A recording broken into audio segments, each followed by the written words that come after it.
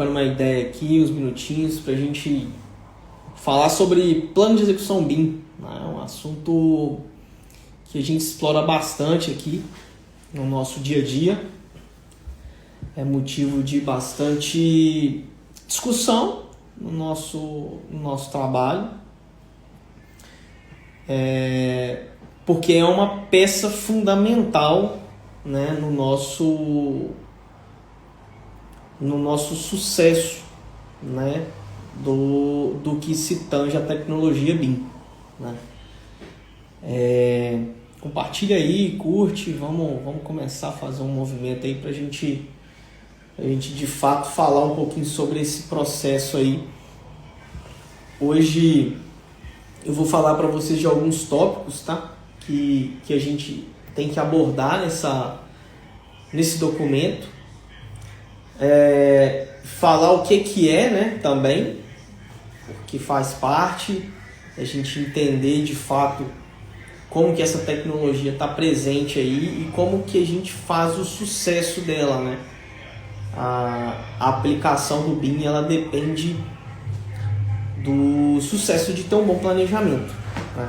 E o planejamento começa aí no BEP, que é o Plano de Execução BIM. Antes da gente entrar de fato no assunto, eu queria compartilhar. Hoje a gente estava com os nossos parceiros num grande empreendimento em São Paulo, na cidade de Matarazzo, justamente discutindo o plano de execução BIM que será feito dentro desse empreendimento, né, da nossa responsabilidade, o gerenciamento desse empreendimento. É uma oportunidade muito grande da gente colocar os nossos conhecimentos de BIM de fato, né, sempre aí no canteiro, no dia a dia da parte de projeto. Então a gente estava discutindo hoje, né, o Alexandre lá, que é o BIM Manager, a gente trocando ideias sobre como que vai ser o plano de execução BIM, como que vai ser alguns fatores, né, que vão influenciar o plano. E aí eu vou explorar com vocês um pouco desse trabalho, tá? Então, primeiro, o que é o BIM, né? O que é essa tecnologia? Para quem talvez caiu meio de paraquedas aí, não tenha ainda entendimento desse processo, eu gosto de explicar de uma forma bem simples, tá? Eu gosto de explicar o BIM o seguinte. Imagina que você vai fazer um raio-x, né?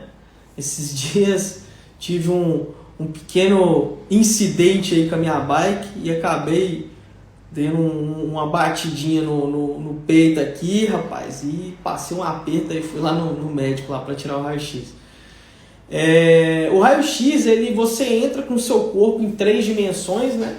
E ele vai para dentro de uma máquina e essa máquina sai uma folha de papel em 2 dimensões. Isso é o raio-x, isso é como a gente projetou a vida inteira, que são em 2 dimensões. A gente projeta em 2 dimensões para o mundo em 3 dimensões. Né? São 3 dimensões que a gente vive, a gente constrói em 3 dimensões, mas projeta em 2 dimensões. Então, o que é o BIM para exemplificar é o quê? É como se fosse uma ressonância magnética. Né? Se eu não tivesse melhorado, eu tivesse uma fratura que não conseguiu identificar no raio-x, o médico possivelmente ia pedir uma ressonância para entender melhor. Por quê? Porque a ressonância é a virtualização do seu corpo. Né? Você consegue identificar o cérebro funcionando, identificar os órgãos em suas funcionalidades, não só a representação gráfica do corpo, né? Da carga da caixa torácica, que foi o caso. Então o BIM está para a ressonância magnética, né? Assim como o CAD está para o raio-x. Né? É uma forma bem simples de exemplificar esse trabalho aí. O BIM é construção virtual. Então, quando a gente fala de construir virtualmente, existem parâmetros muito específicos desse processo que as pessoas ainda não se atentaram, e é isso que eu queria puxar um pouquinho para explorar. Tá? Entendeu-se, em algum momento aí dessa caminhada do BIM, né, que a gente que a gente precisaria de ter um plano para pegar toda essa carga de informação que a gente precisa para desenvolver o BIM, né? Então, basicamente, deu-se o nome desse plano de BIM Execution Plan, né? Que é um plano de execução BIM. Basicamente, é aquela máxima, né? Se você não sabe para onde ir, qualquer caminho serve, né? O plano é para te direcionar para onde você vai. E direcionar em BIM, né, é definir alguns critérios de como que as coisas serão feitas, né? Como que vai ser feito o determinado elemento, como que vai ser feito determinado trabalho dentro do BIM, como que essa informação vai ser extraída, quem vai ser o responsável por alimentar aquela informação, né? A gente está envolvido em projetos que tem 10, 15 projetistas, pessoas diferentes ali. Então existe um emaranhado de situações que tem que ser pensadas para que esses agentes tenham um sucesso no que a gente está esperando, né? E o sucesso do nosso projeto em BIM, ele foi resumido em grande parte ao desenvolvimento desse plano. Inclusive, eu tenho a oportunidade de estar em processo de análise de alguns documentos para o Ministério da Infraestrutura. Eu fui convidado para fazer algumas análises justamente nos manuais de BIM deles, que estão para serem lançados. E o BEP, ele é exigido assim, em grande escala e de excelência. Tem que ser feito um documento de excelência, porque em algumas licitações a gente já viu isso fora do Brasil, e o Brasil entendeu que isso seria interessante, é que nos documentos para licitação o BEP vai ser uma exigência. Eles estão chamando de pré-BEP, né? Um documento que vai estar junto com o processo licitatório. Antes de você ganhar a licitação, você tem que fazer um BEP. Então, basicamente, né, o BEP é um facilitador do gerenciamento de informação de um projeto BIM, né? Ele vai definir alguns aspectos do processo de modelagem, vai definir os aspectos de informação, vai definir quem vai entregar a informação em qual momento, né? Então, esses gatilhos vão ser explorados no BEP, né? Que é um documento como qualquer outro, não tem nada de especial em si, né? É um documento. Muitas pessoas utilizam o próprio Word para fazer, o PowerPoint ou qualquer ferramenta dessa. Nós utilizamos uma ferramenta específica para isso, chamada Plannerly. É uma ferramenta para o desenvolvimento de planos de execução BIM. E, de fato, a gente explora, né, algumas questões que vão além aí do que eu tenho dito. Mas antes da gente entrar a fundo no que tem que conter o documento, o que o BEP tem que representar, eu quero trazer uma reflexão para vocês aqui no seguinte sentido, tá? A tecnologia BIM ela é composta por uma tríade. É uma tríade de pessoas, processo e tecnologia. Matheus fez uma pergunta interessante. O BEP seria, então, basicamente um contrato entre as partes. Perfeito. O BEP é um documento legal. Ele inclusive, serve de subsídio legal para caso esse BIM não seja entregue da forma como deveria. Então, se você for auditar o modelo BIM por algum motivo jurídico, e que vai começar a acontecer isso durante o tempo, né? Porque no Brasil tudo se juridifica de alguma maneira, né? Se judicializa de alguma maneira. Quando o cara não entregar o BIM conforme o BEP, né? A auditoria desse modelo vai partir do BEP, né? Que é um documento legal e é basicamente um contrato, tá? O BIM ele está composto por uma tríade aí de pessoas, processos e tecnologia. Então, quando você fala de pessoas, processo e tecnologia, tudo isso tem que constar no BEP. Né?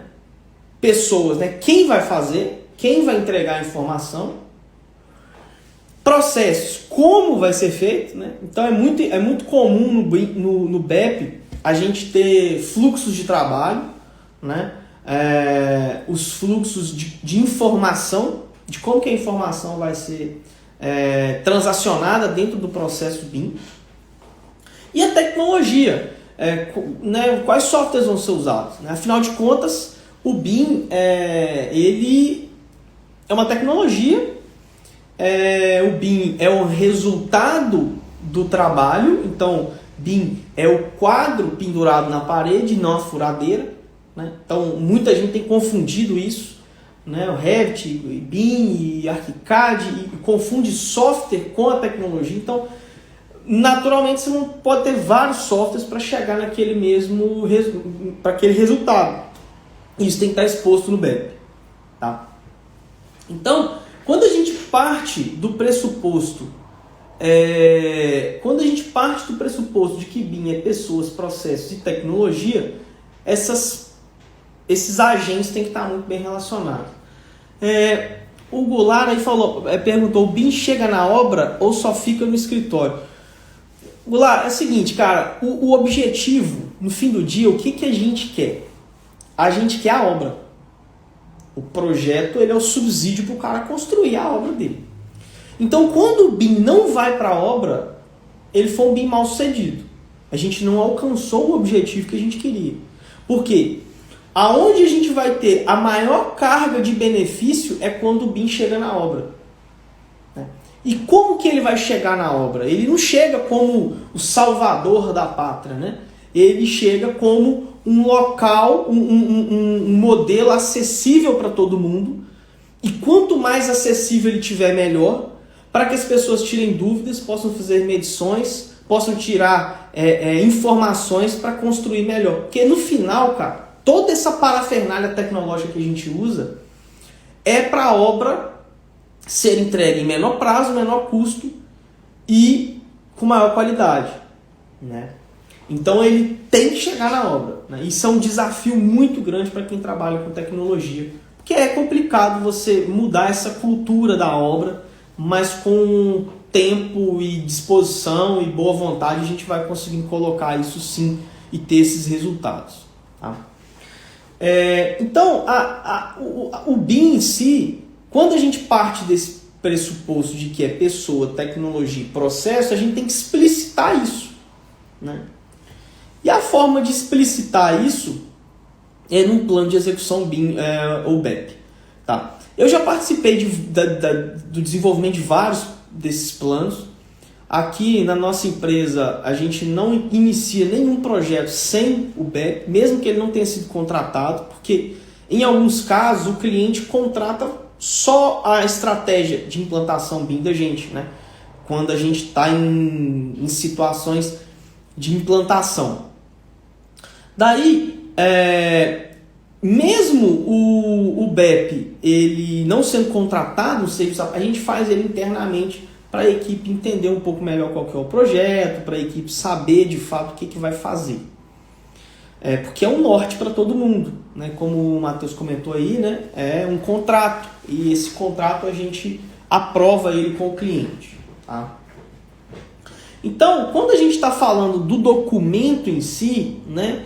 Eu gosto de colocar o seguinte, tem que ter, né? O que tem que ter nesse documento? Tem que ter os objetivos, para que vai servir o BIM, né? Aí, vamos pegar o gancho do Goulart aí. O BIM vai para a obra? Ele vai estar contratado dentro desse plano para ele ir para a obra? Ou não? Não, o BIM ele vai se resumir ali ao projeto e o projeto BIM vai para a obra, mas o modelo não vai. Guilherme, mas você acabou de falar que ele tem que ir, fiquei confuso agora. BIM, implantação BIM, ela parte de um pressuposto, e a gente parte muito disso aqui na empresa, que a gente chama de baby steps, né? Passos de bebê.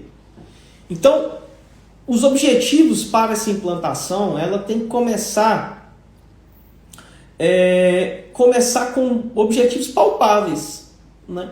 objetivos reais, objetivos onde a construtora consegue dar aquele passo, né? Não é simplesmente eu definir no papel de que eu vou usar drone para fazer mapeamento da obra, se isso não está na minha realidade. Então, os usos e os objetivos do BIM, eles têm que ser palpáveis, até porque não pode haver frustração nesse momento, né? Muitas vezes as empresas vão estar iniciando o primeiro contato com o BIM, né? Quando começa certo, vai ter o BEP, vai ter outros documentos aí que fazem parte desse processo, e aí não pode ter frustração, né? Para não ter frustração, os objetivos têm que estar muito claros.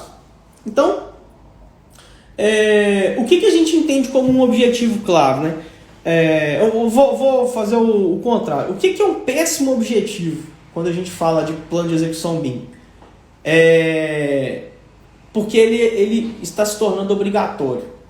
Isso é um péssimo objetivo. O BIM, a partir de 2021, está se tornando obrigatório, ou tem gente que fala que é obrigatório, eu já não concordo com essa frase, mas então eu vou implantar porque estão mandando, né? Então é um objetivo muito raso que na primeira dificuldade sua equipe já vai desanimar, né?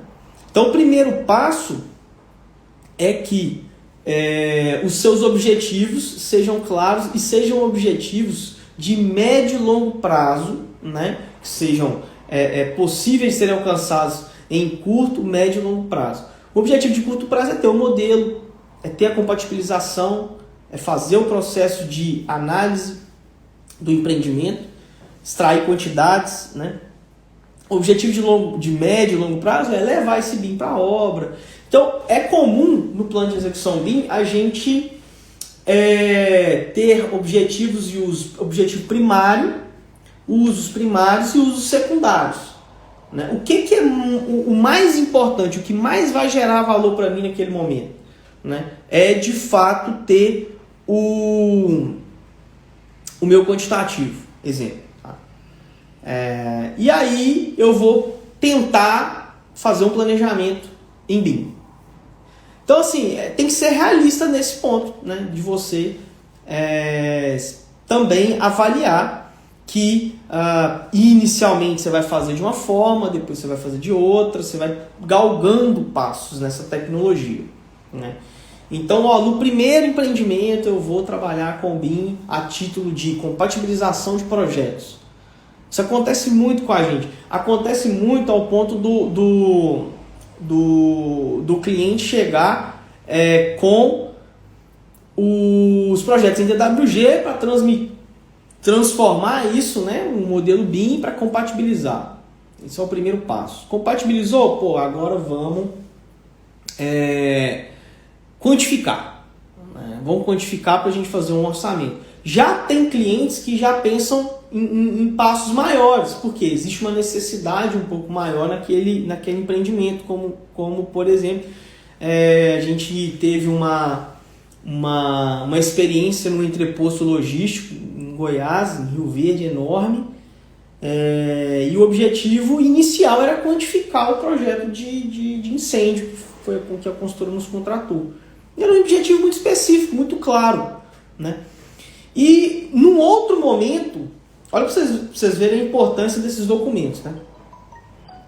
Num segundo momento, houve uma exigência do contratante geral, né, de que esses projetos estivessem compatibilizados com as outras disciplinas.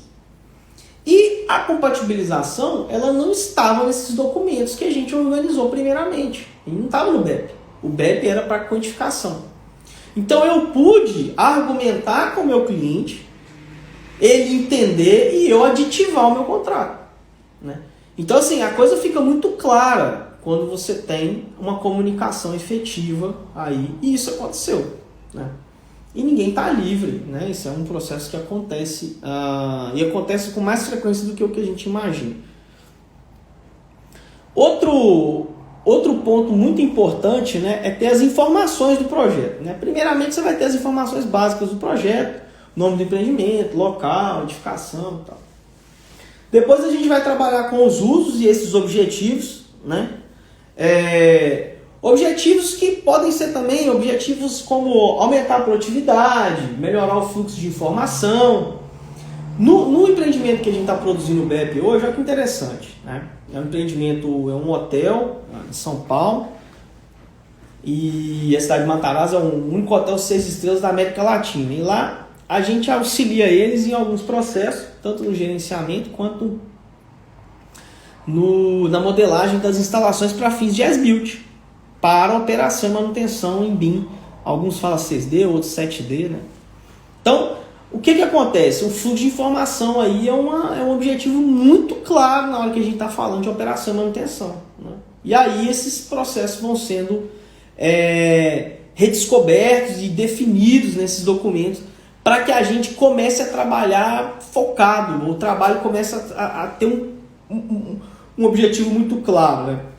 Nesse caso, inclusive, a gente definiu no BEP alguns requisitos de informação. Por exemplo, nós vamos colocar a nota fiscal do produto, né?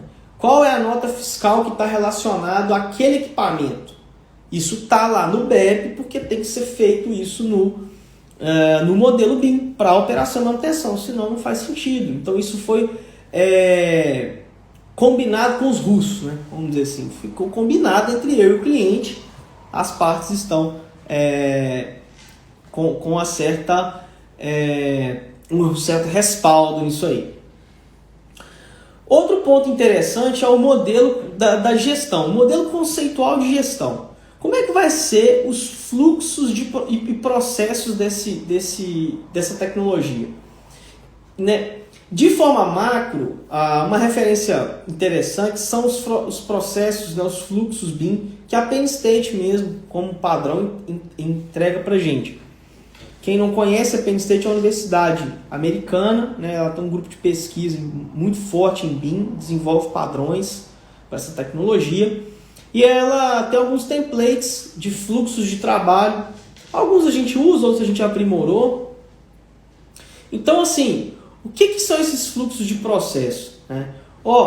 Primeiramente a informação vai vir do cliente com essa carga aqui de informação. Depois a gente vai fazer a modelagem. Depois a gente passa por um software de compatibilização, exporta isso em NWC, compatibiliza em NWD, manda o relatório do Navis em BCF para o CDE. Então, assim, esse fluxo de informação tem que estar mapeado. E aí uma dica importante, tá?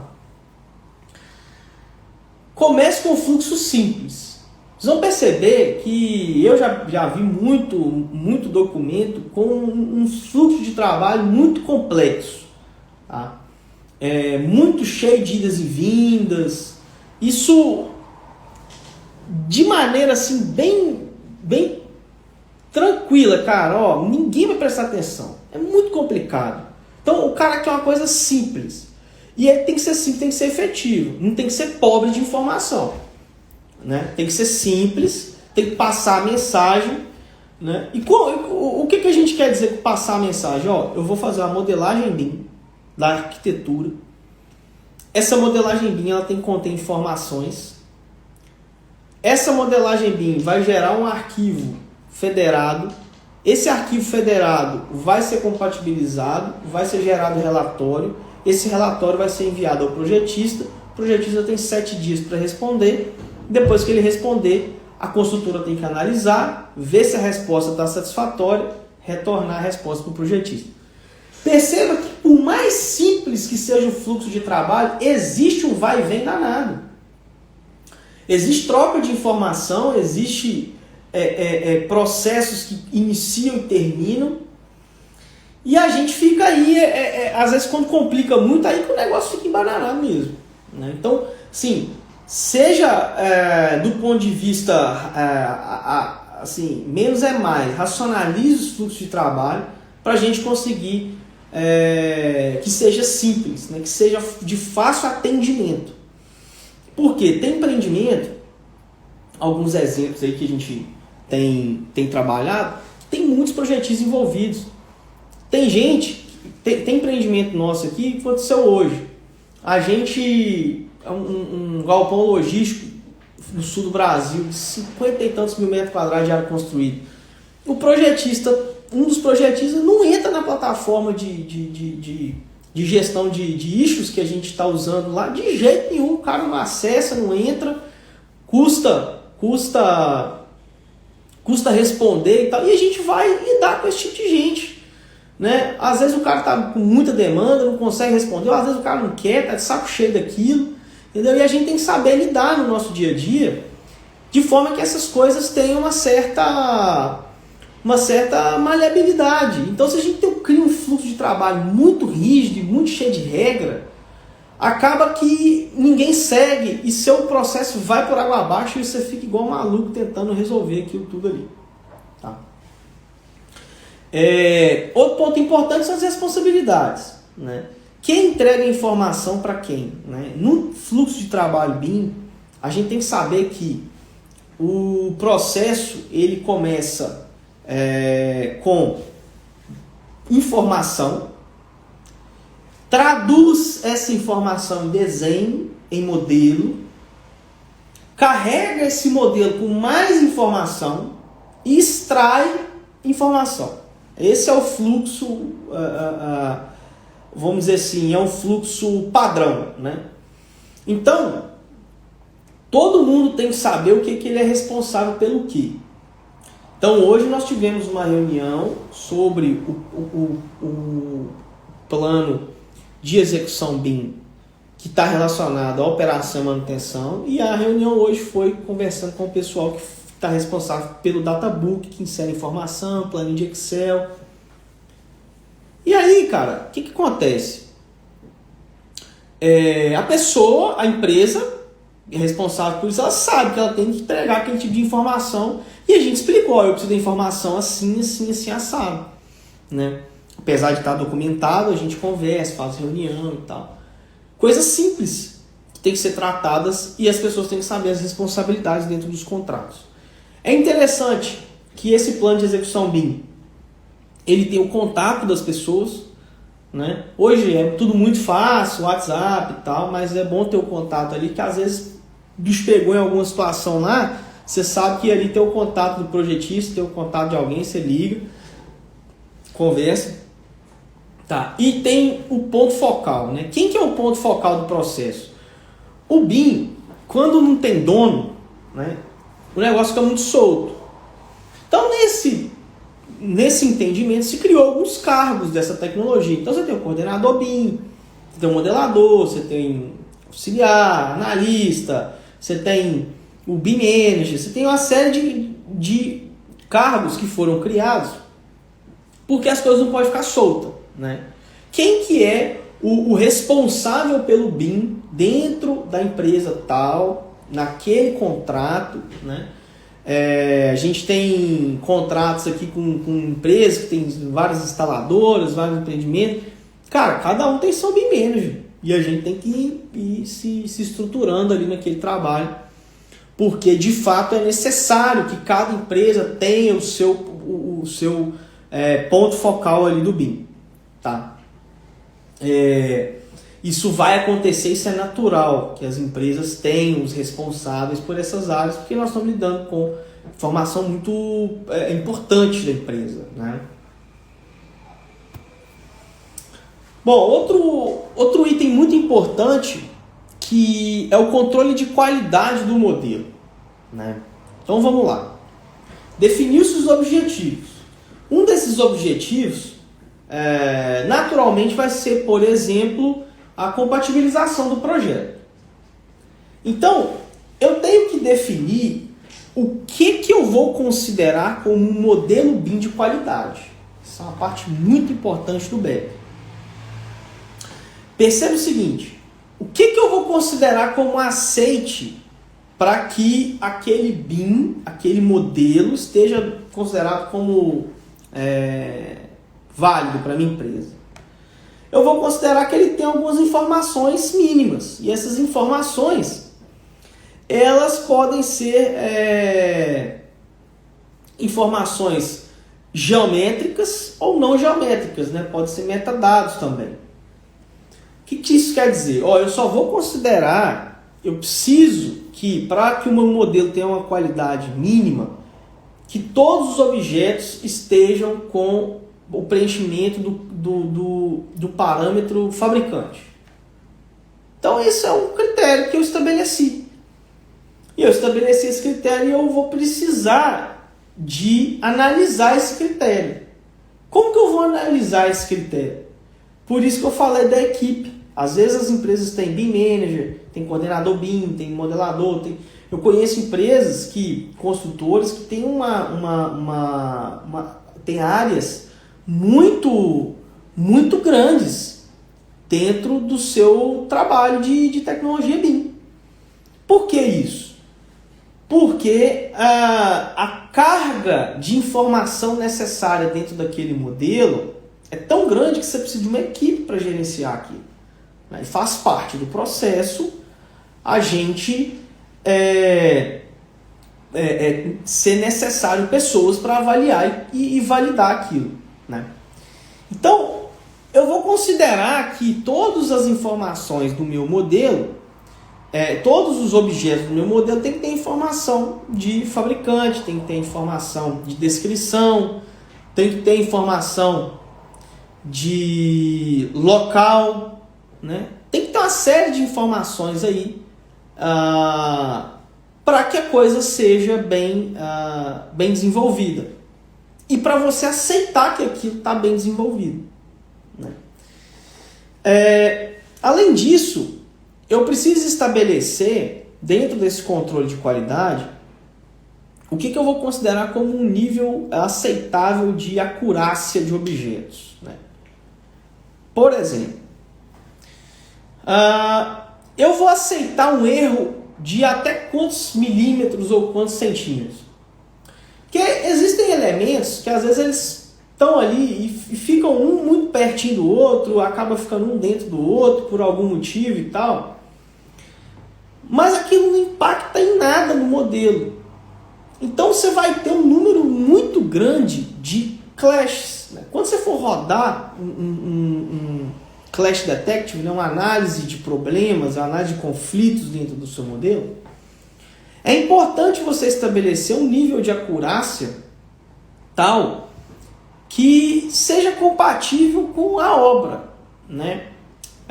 Claro que ninguém quer admitir erro nenhum, mas, cara, se esse elemento ficar 1 centímetro para o lado ou 1 centímetro para o outro, o impacto disso vai ser muito grande.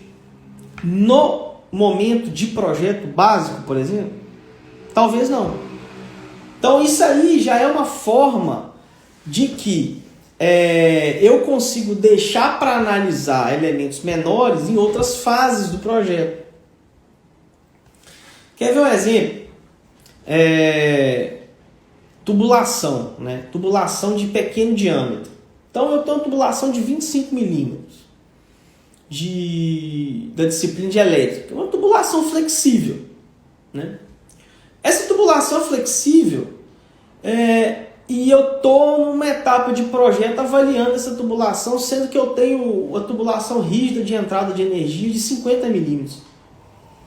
Eu tenho que ter o entendimento de que no momento que eu estou do projeto, eu preciso resolver o problema maior, dos grandes volumes do projeto.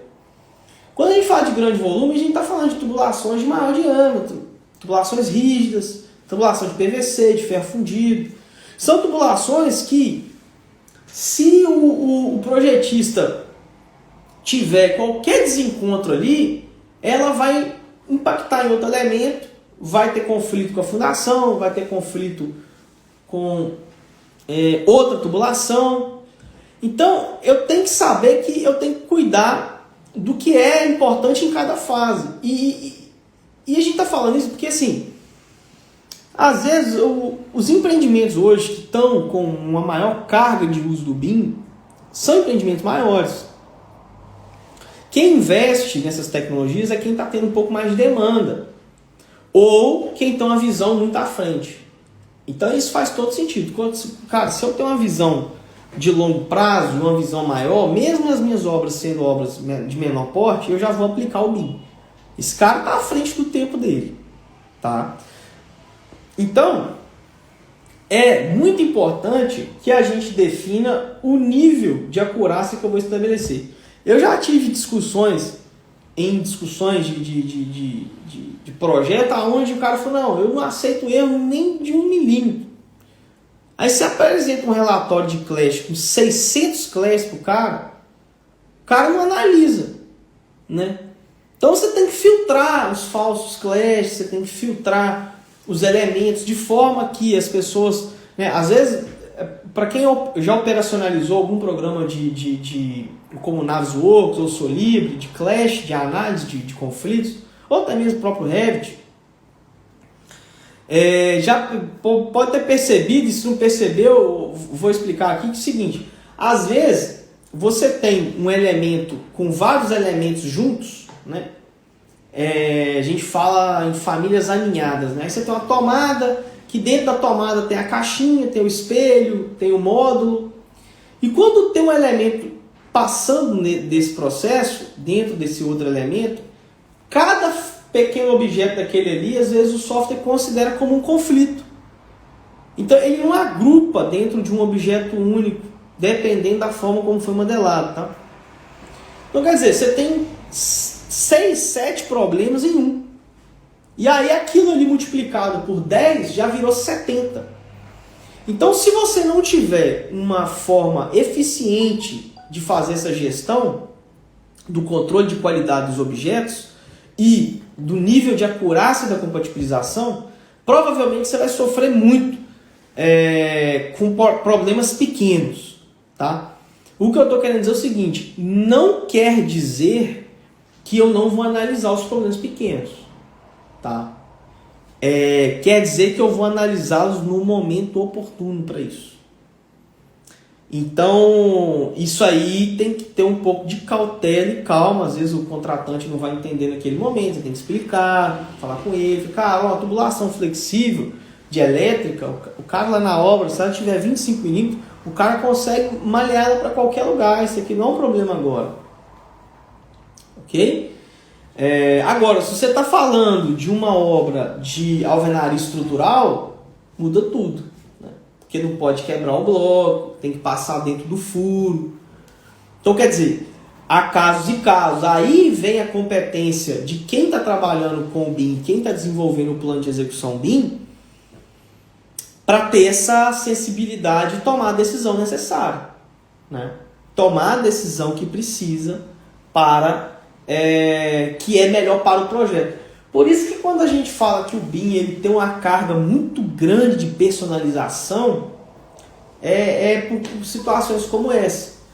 Depende muito da empresa, depende muito do tipo de empreendimento.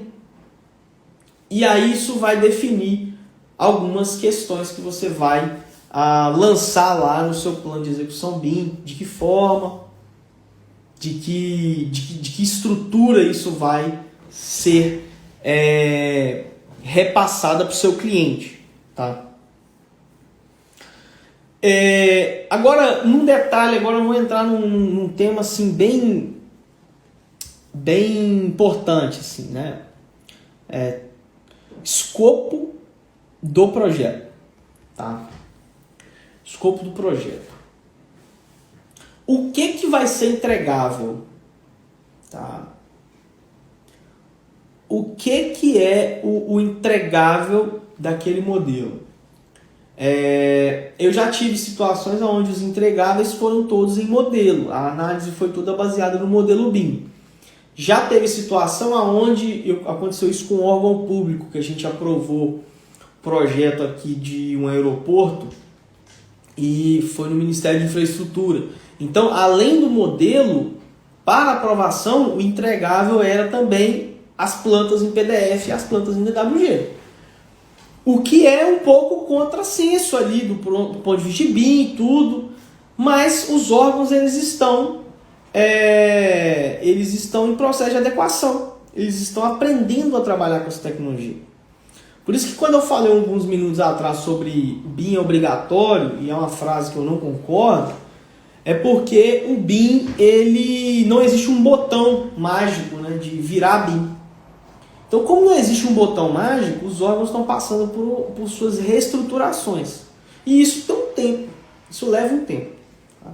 Mas é uma discussão um pouco mais para um outro momento, que ela tem todo o seu viés ali, tem então não é uma discussão muito simples. Tá? Então, quais são os seus entregáveis? Os entregáveis vão ser arquivos IFC, vão ser arquivos nativos, vão ser arquivos federados, vão ser arquivos divididos. Então, como que eu vou entregar esse modelo? Vai ser PDF, vai ser DWG, vai ser... enfim. Como que vai ser a estrutura desses entregáveis? Isso tudo, gente, porque a gente está construindo um contrato de trabalho. Percebe que é um contrato? Qual vai ser o nível de detalhe, né? O LOD? Aí cai numa discussão gigantesca aí de LOD 200, 300, 350, 400, 500, daqui a pouco cada hora eles inventam um negócio diferente. Mas a ISO de BIM, ela foi revisada esse ano e ela começou a trazer um pouco de uma situação que eu acho que faz muito mais sentido. Que é o seguinte, nível de detalhe que você precisa. Né? No início, as normas de BIM, os estudiosos fora do Brasil, as universidades, criaram manuais, criaram procedimentos, aonde ele definia como que ia ser o LOD. Qual que era como que seria a entrega baseada naquele LOD.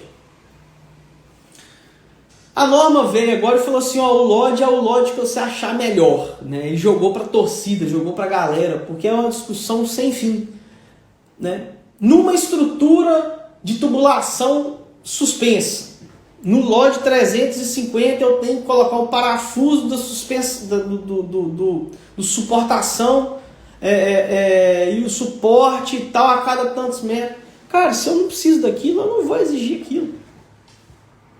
Eu não posso... Por quê? Aí que está uma questão que ainda eu acho que está um pouco obscura, talvez, para alguns contratantes. Produzir geometria é muito mais caro do que produzir informação. Produzir geometria é muito mais caro que produzir informação. Eu colocar objetos no modelo ao meu bel prazer fica muito mais caro do que eu colocar uma série de informações. Tem situações aqui dentro, gente, que a gente passa às vezes dias de trabalho dividindo o modelo para colocar informação dentro daquele modelo, informação de local, informação de EAP de orçamento. Para quê? Para que dá uma quantificação mais melindrosa para o nosso cliente. Agora, eu prefiro fazer isso 1000 vezes, faço isso quantas vezes for necessário, talvez ter que modelar um objeto de forma desnecessária, simplesmente porque é bonitinho, que não vai gerar valor financeiro para o cliente. Né? Então, para você ter uma ideia, o BIM Forum 2019, que é um documento que referencia essa questão dos LODs, ele fala que as tubulações tem que ter o modelado lá, as suas suportações quando o LOD for 350, 400 e tal. E às vezes, quando você fala para o cliente que você vai entregar um LOD 200, né, o cliente fala, não, mas é porque eu ouvi falar que o bom é o 400. Só que se você coloca isso nesse documento que você está produzindo e depois você requisitado para isso, cara, você vai ter que fazer. Porque o que está documentado é o que você escreveu. Então, tome muito cuidado na hora que for definir o LOD. Porque se você define isso porque apenas questões... o cara tá me enchendo o saco aqui, eu vou colocar isso aqui e pronto. Cara, isso pode virar contra você futuramente. Né? Então, é lógico que a gente não quer nenhum tipo de judicialização, mas você tem que ficar atento também. Né? Então, como que a gente faz para ficar uma coisa assim, atendendo a ambos os lados. Tá? Quando você for definir o LOD, priorize para definir o LOD por categoria de objeto. Tá? Então, por exemplo, ao invés de você pegar, eu estou fazendo o projeto de estrutura de concreto. Aí eu defino lá que o LOD vai ser o LOD 350. Porque o LOD 350, ele é projeto executivo. Ou projeto básico, executivo e tal. O LOD 350, em algumas referências bibliográficas, ele define que você tem que modelar todas as armaduras do projeto de estrutura. Ferro por ferro. E aí? Isso é o melhor para o seu cliente? Isso é o que você está sendo pago para fazer? Tem isso também. Tá? Porque às vezes o valor, né? Ou quando você coloca isso pelo lado do cliente, tá? Vamos imaginar que eu sou construtora e eu estou produzindo as minhas referências para os meus projetistas. Quando eu exijo que eles entreguem o LOD 350, 400 de uma estrutura de concreto, quando o projetista forçar e ele tiver um entendimento de BIM, ele vai falar com vocês, não, esse produto aqui vai custar 10 vezes mais do que o meu projeto normal. Aí você fala, mas por quê? Não, porque você escreveu aqui isso. E isso quer dizer que eu tenho que colocar toda a armadura ali e tal, papapá. Alguns softwares de cálculo estrutural já exportam essas armaduras. Alguns exportam em formato de metadados, que é o que eu acabei de falar anteriormente. Os dados são muito mais baratos do que a geometria. O TQS nas versões mais recentes, ele exporta o aço.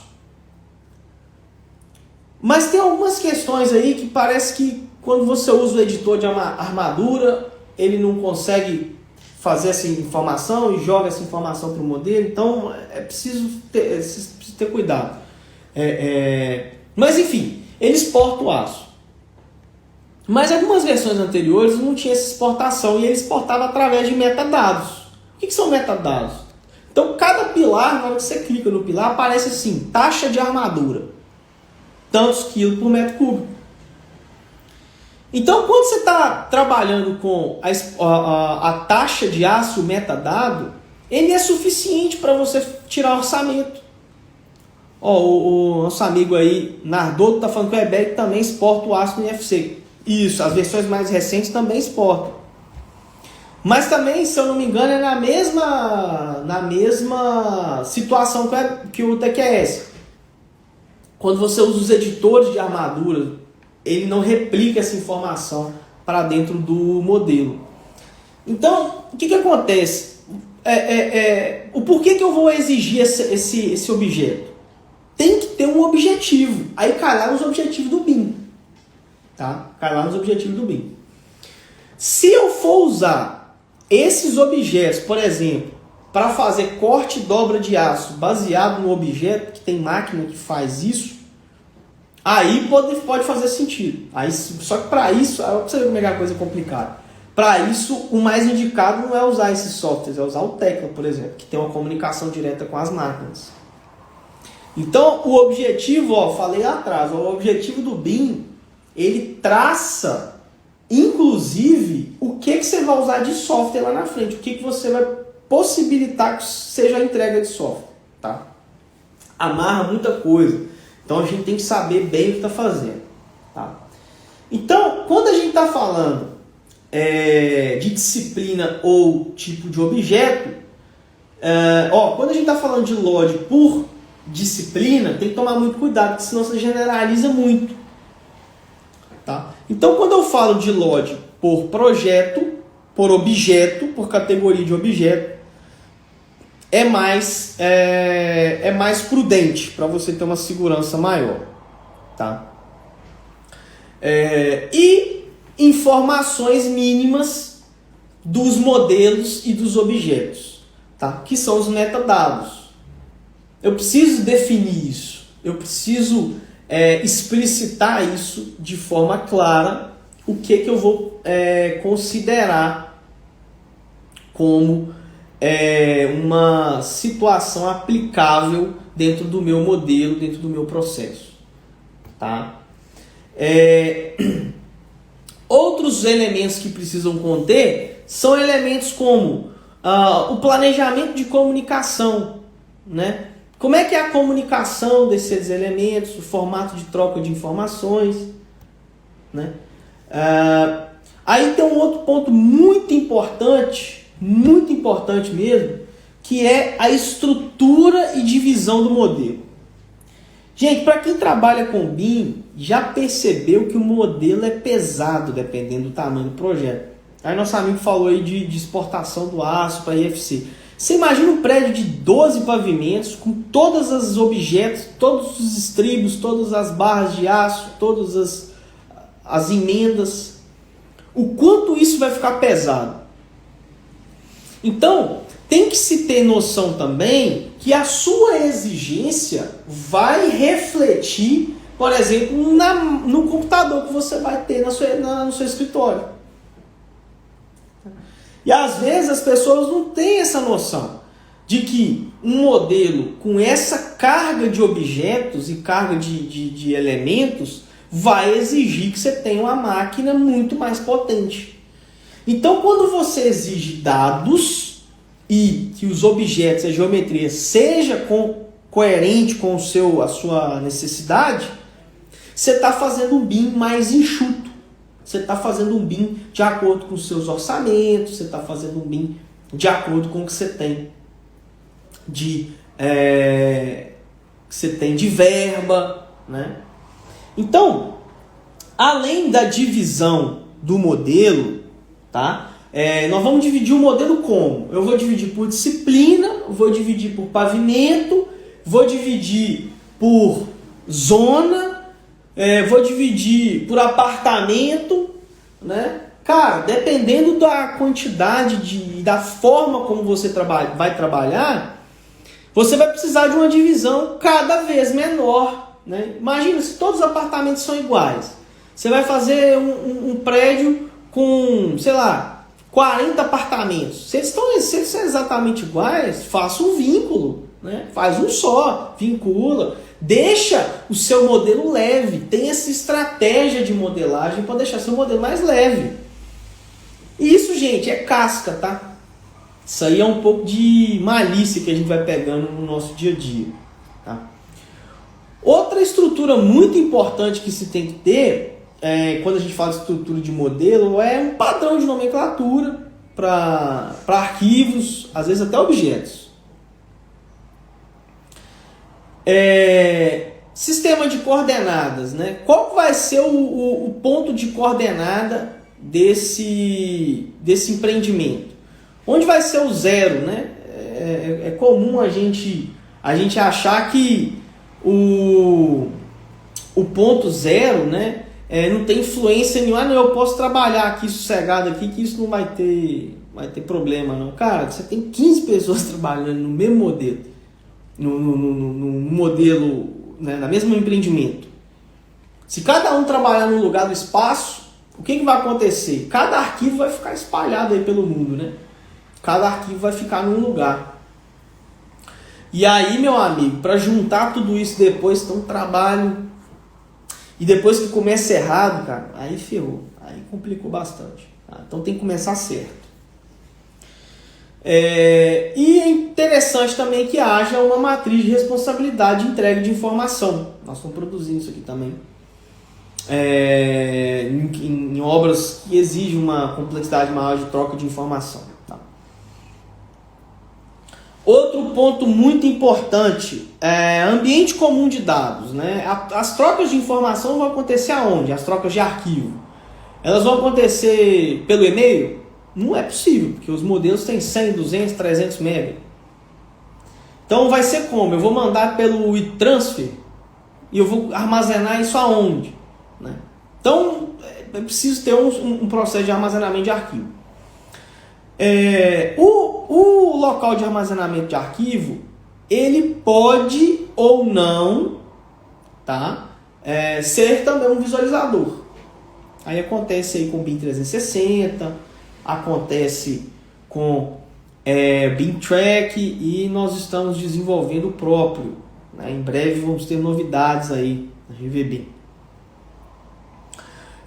Controle de revisões, como vão ser feitos os controles de revisão de projetos, tá? Essas revisões vão ser feitas nas pranchas, elas vão ser feitas na nomenclatura do arquivo, né? O CDE que você está usando, ele pode ter um controle de revisão também, né? Alguns têm.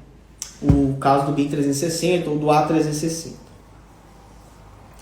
Qual que vai ser a infraestrutura de tecnologia que vai ser usada, né? Quais vão ser os softwares? Aí chegamos num ponto aí que é interessante, né? Todo mundo fala, não, mas seu software tal...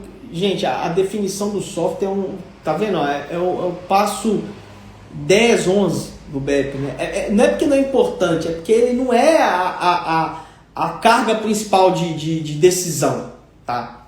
Decidir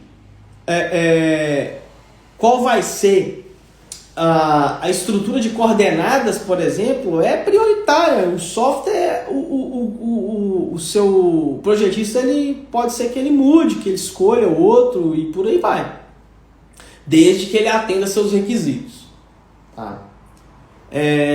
Aí tem uma situação que eu quero trazer uma reflexão para vocês aqui, é o seguinte. Quando você faz exigências de modelagem muito... vamos pensar assim. Um nível de exigência de modelagem muito fino, você restringe em alguns momentos o uso de certos softwares. Isso pode ser bom para o seu projeto, pode ser ruim. Quer ver um exemplo prático? Quando você exige que todas as bandejas de cabos, né, as eletrocárias, elas precisam ter os seus devidos suportes, o AutoQI não faz isso nativamente. E muita gente usa o AutoQI elétrico para fazer o dimensionamento, fazer o projeto, exportar em FC e entregar o modelo.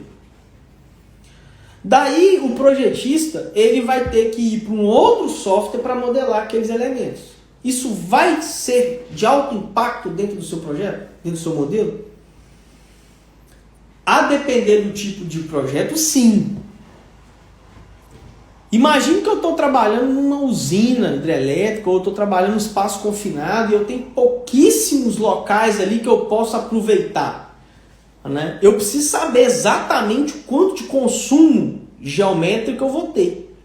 Então é importante pra caramba que eu tenha esse elemento e tal. E aí eu vou fazer a minha exigência lá atrás, lá no LOD, tá? Mas eu tenho que saber, e eu acho que isso é muito importante, você tem que saber que o nível de exigência que você faz de LOD, ele pode acarretar na restrição de um software ou não. E isso é de alto impacto, tá? Isso é de alto impacto, principalmente para quando a gente está falando da construtora fazendo a sua exigência. Quando a gente está falando de um órgão público fazendo a sua exigência, tá? Porque quando a gente está fazendo o BEP do lado do projetista, você está falando como você faz. Quando você faz o BEP do lado da construtora, você fala como você quer ter.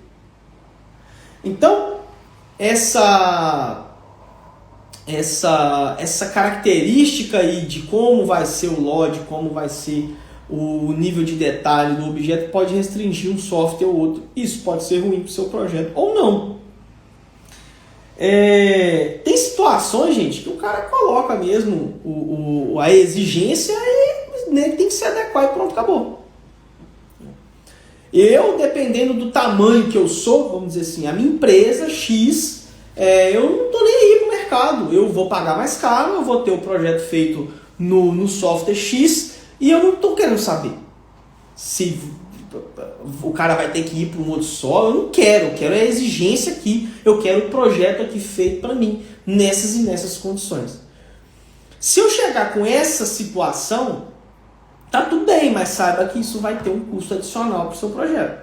Tá? E tem empresas que vão pagar, por quê? Porque faz sentido ter. Né? Então esse documento, gente, ele faz muito sentido e tem que ter em todos os projetos, porque você tem que ter uma clareza do que você vai pedir para ter uma clareza da sua estrutura que você vai montar. Então, se eu estou pedindo toda uma estrutura OpenBIM de software, eu vou ter uma estrutura de software mais barata, porque eu vou trabalhar com softwares mais gratuitos, softwares free, mas por outro lado eu vou ter problemas às vezes na minha comunicação, porque o IFC vai ter ali os seus gargalos, ele vai ter um problema de comunicação, ele vai ter um problema de exportação e eu vou ter que tratar aquilo de alguma forma. Então, quando a gente fala de estrutura de recebimento de informação dentro das empresas, seja ela construtora, seja ela projetista, incorporador, o que for, tem que ser pensado nesse sentido. Ó, eu vou criar uma estrutura com BIM aberto. Olha, se chegar um projeto aqui com problema, você vai ter que criar uma estrutura até esse projeto voltar para você de forma satisfatória. Será que seu projetista vai conseguir te entregar dessa forma? Isso é uma questão. Né? Isso é uma questão que você vai ter que se debruçar sobre ela. Então, entenda que quando você faz um nível de exigência, vamos lá, recapitulando. Quando eu crio um objetivo de BIM baseado em premissas bem pavimentadas, eu vou ter uma boa estrutura de modelagem daí para frente. Isso vai impactar, o meu objetivo de uso da tecnologia vai impactar, por exemplo, no tipo de software que eu vou exigir do projetista, vai impactar na forma como esse projetista vai me entregar e vai impactar na estrutura de softwares e hardwares que eu vou ter no meu processo. Quando eu faço uma exigência de nível de detalhamento de informação ou de geometria, vai cair no mesmo aspecto. Então, quando isso acontece, a gente tem que ter clareza do que a gente está pedindo. Ou a gente tem que ter clareza de como a gente vai entregar a informação. Tá? Então, uma das coisas mais importantes aí nesse processo de desenvolvimento do BEP é saber pedir. Porque se você não souber pedir, você vai pedir às vezes demais, se aquilo ficar caro demais, ou virar um elefante branco, ou aquilo aquilo não vai ser o suficiente para o seu projeto. Então essa boa relação entre o que vai ser exigido e o que vai ser entregue é onde está o sucesso da sua implantação BIM. Então, o sucesso da implantação BIM está diretamente ligado com a forma que você pede e a forma que você recebe. E aí que está o pulo do gato, né? Como que eu peço em BIM? Através do BEP. Para finalizar, você vai precisar colocar aí também, além dos softwares e dos hardwares, as normas que vão ser aplicáveis, se vai ter algum sistema de classificação de objetos. A norma brasileira já tem um sistema de classificação de objetos próprio e classificar objetos em BIM é organizar a casa. Para finalizar, eu vou falar sobre esse tema rapidinho. Eu gosto muito de aviação, é um tema que me chama muita atenção. E tem um camarada nesse mundo de aviação que é o Gianfranco Betti. Ele é fundador da Azul Linhas Aéreas, né? Ex-fundador da Azul. Ex não, né? Fundou e já era. Fez parte da história. E ele é um apaixonado, de fato, por aviação. Eu só sou curioso. Né? E ele tem 750 mil fotos de aviões, de aeronaves catalogadas na casa dele. E teve um dia que ele fez uma live abrindo essas fotos, mostrando como que ele guarda essas fotos. E aí que tá a coisa, olha só que interessante.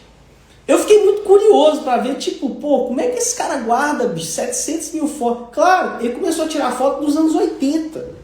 Então ele não guarda no computador. Lógico, ele tem uma quantidade muito grande no computador, que foi digitalizando e tal. Mas ele tem armários na casa dele. E aí ele foi abrir os armários, e aí eu reparei que é o seguinte, tinha um monte de pasta, né? As fotos estavam em pastas. E aí cada pasta tinha uma cor. Várias cores. E aí as pastas coloridas laranja eram de companhias aéreas da Ásia. As pastas azuis eram de companhias aéreas sul-americanas. Então dentro da pasta havia o nome da companhia aérea e aí a descrição da aeronave e até o prefixo da aeronave, que é como se fosse o CPF de cada aeronave, tá? Quem nunca teve essa curiosidade. Basicamente, o que ele fez? Ele criou um sistema de classificação de fotos.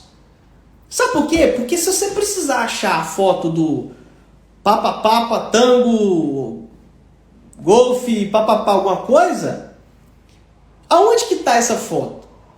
Aí ele vai resgatar, não, essa aeronave, no ano tal, ela era da companhia aérea tal, que era na Ásia, então ele vai estar no catálogo tal, a ordem alfabética, papapá, achei lá o Papapá, Tango, e pronto. Tá ali a foto da aeronave que eu quero. Se não, cara, não adianta nada. O sistema de classificação em BIM é exatamente a mesma coisa. Exatamente a mesma coisa. E ele serve para duas situações muito interessantes, tá? Que eu vou usar aqui para finalizar. Primeiro, que o sistema de classificação em BIM ele é usado para você achar o objeto. Tá? O sistema de classificação é usado para achar um objeto. E para organizar a extração de informação. Então, por exemplo, todos os objetos que são dutos de ventilação, eles têm o código 3E, 4, 5, 9, 10, papapá. Está lá na norma, gente. A norma brasileira de BIM. Tu vai lá, você vai ver. Você pegou essa classificação e colocou ela como um parâmetro no seu projeto em BIM. Quando você extrair uma tabela de quantidades, quando você for extrair uma informação, você vai ter de forma fácil acesso a esse elemento.